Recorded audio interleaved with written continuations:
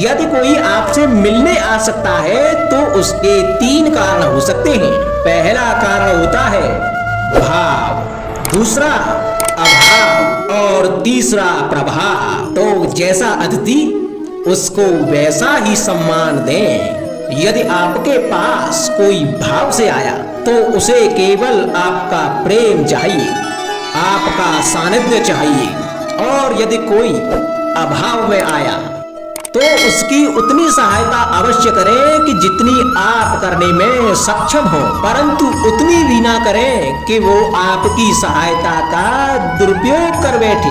और यदि कोई प्रभाव में आया तो स्वयं पर अभिमान ना करें, क्योंकि जीवन में कभी ना कभी आप भी भाव अभाव प्रभाव के चक्रव्यूह में फंस सकते हैं।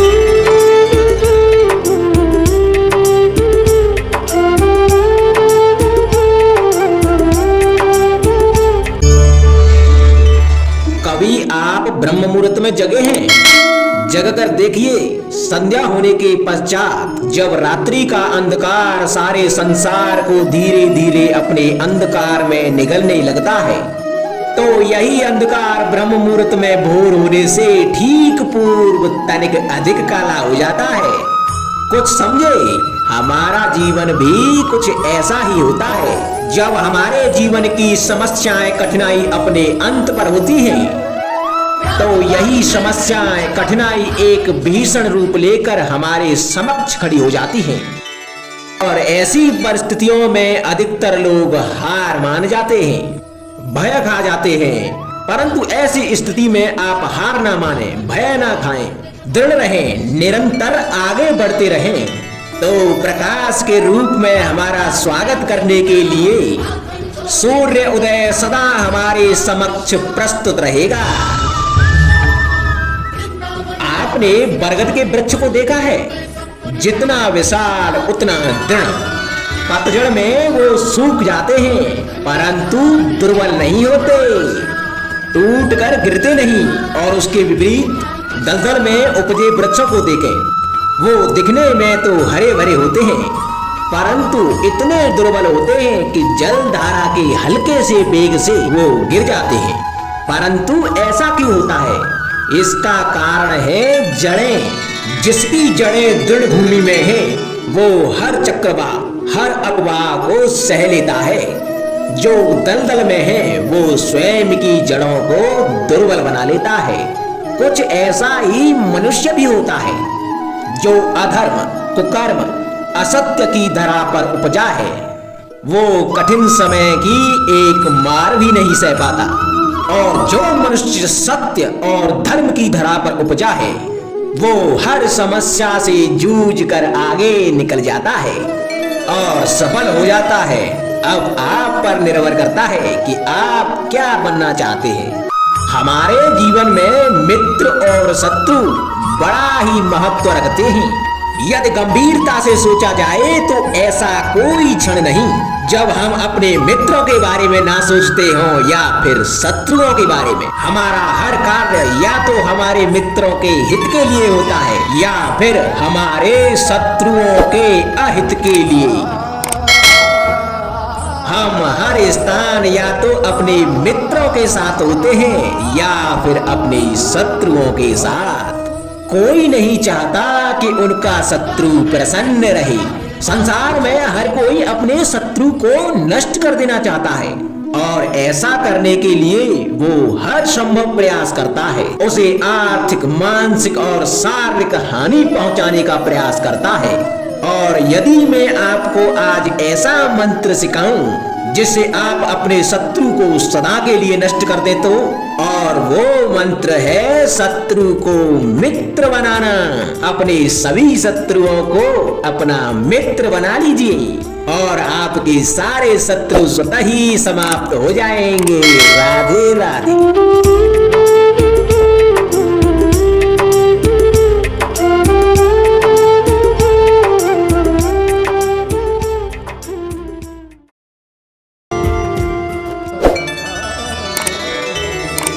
संगति या साथ, मित्र और साथी मनुष्य के व्यक्तित्व के लिए सबसे महत्वपूर्ण होते हैं। अब आप कहेंगे कि ये कैसे? मनुष्य अवश्य अपने व्यक्तित्व के लिए उत्तरदायी होता है, परंतु मनुष्य संगति में ना चाहते हुए भी उसका व्यक्तित्व संगत की भांति हो जाता है।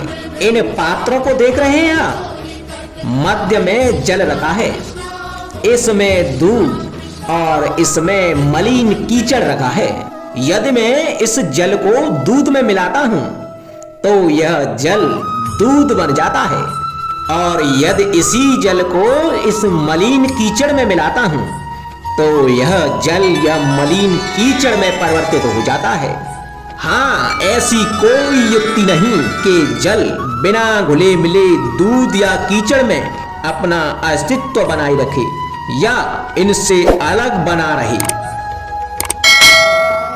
और ठीक ऐसा ही मनुष्य के जीवन में भी होता है कि यदि एक गुणहीन व्यक्ति गुणवानों की संगत में बैठे तो उसे भी गुणवान समझा जाता है, सम्मान का पात्र समझा जाता है।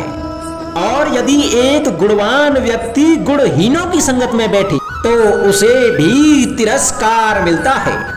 इसलिए अपने जीवन में संगति सोच समझकर सावधानी से चुनिएगा।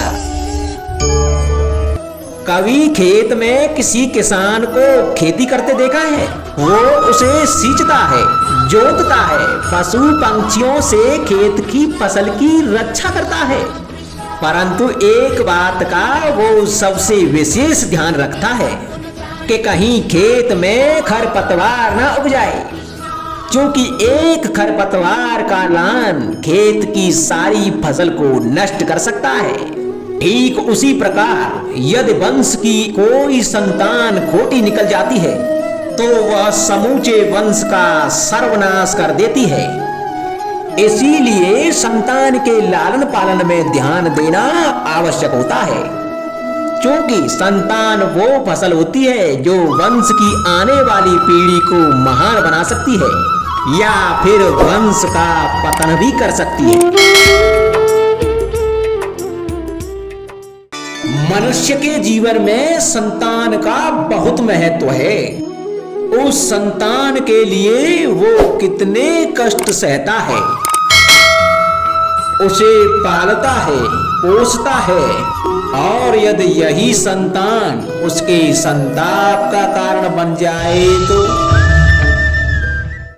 क्या ये उसका दोष है? अधिकतर ये दोष हमारे लालन पालन का होता है। बचपन में बालक के हठ को मानकर हमें आनंद की अनुभूति अवश्य होती है, परंतु धीरे धीरे अपने बालक के हठ को मानकर उसके हठ के दास हो जाते हैं। एक हड्डी उद्दंड और असंस्कारी संतान उस सूखे वृक्ष के समान होती है कि यदि उसमें आग लग जाए तो वो सारे वन को भस्म कर डालती है। और स्मरण रहे, जब उसमें अग्नि लगती है तो वह सबसे पहले स्वयं के घर को ही भस्म करती है। इसलिए जब आवश्यकता हो तो अपनी संतान के हठ का विरोध करें, उसे रोकें, क्योंकि समय रहते ऐसा ना किया गया तो भविष्य में इस समस्या के परिणाम गंभीर हो सकते हैं। प्रतिज्ञा, वचन, ये सब मनुष्य ने समाज को सही दिशा में रखने के लिए बनाए हैं।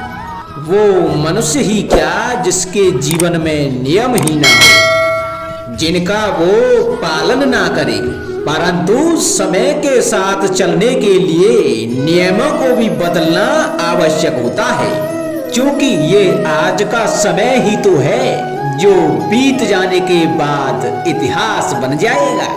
यदि आवश्यकता पड़ने पर नियम और प्रतिज्ञा भंग न की जाए, समय की मांग के प्रतिरूप अपनी प्रतिक्रिया न बदली जाए, तो इतिहास हमें कभी क्षमा नहीं करेगा।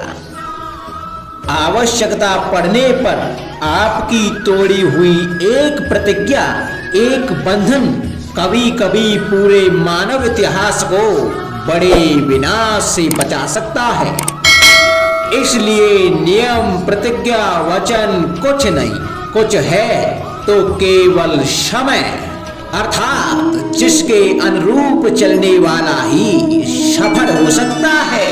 कभी किसी पंछी को घोंसले की नींव बनाते देखा है? अथक परिश्रम करके तिनका तिनका बिटोर के वो पंछी अपना घर बनाता है, अपनी संतान के लिए एक सुरक्षित घर बनाता है। और कहीं से तीव्र आंधी आती है, बारिश आती है और उसका घर तिनका तिनका करके बिखर जाता है। फिर वो पंछी रोता नहीं, ना ही विलाप करता है, वो बिना विलंब करे फिर से अपना घोंसला बनाना प्रारंभ कर देता है और सफलता पाता है। फिर हम क्यों छोटी छोटी असफलता से भयभीत होकर परिश्रम करना छोड़ देते हैं? एक बात सदा स्मरण रखना, हर वृक्ष कुल्हाड़ी की एक मार से नीचे नहीं गिरता, हर चट्टान घन के एक प्रहार से नहीं टूटती। सफलता पाने के लिए अनावृत परिश्रम करना मात्र एक मार्ग है। स्वीकरण, सत्य का स्वीकरण मनुष्य के लिए बहुत ही महत्वपूर्ण है। जब तक मनुष्य सत्य को स्वीकार नहीं करता तब तक उसे असत्य से लड़ने की शक्ति प्राप्त नहीं होती। जब आप भोजन करते हैं तो क्या होता है? आपका पेट स्वीकारता है कि वो भर चुका है और आप भोजन करना बंद कर देते हैं। जब आपको निद्रा आती है तो क्या होता है? आपका मन स्वीकारता है कि आपका शरीर थक चुका है और उसे विश्राम की आवश्यकता है। उसी प्रकार जब आपको किसी व्यसंग को रोकना हो तो आपको स्वीकारना होता है कि बहुत हो चुका, चाहे वो लालच हो या मदिरा पान। उस व्यसंग का त्यागना तभी प्रारंभ होता है जब आप यह स्वीकार कर लेते हैं कि आप उस व्यसंग के बंधन हैं।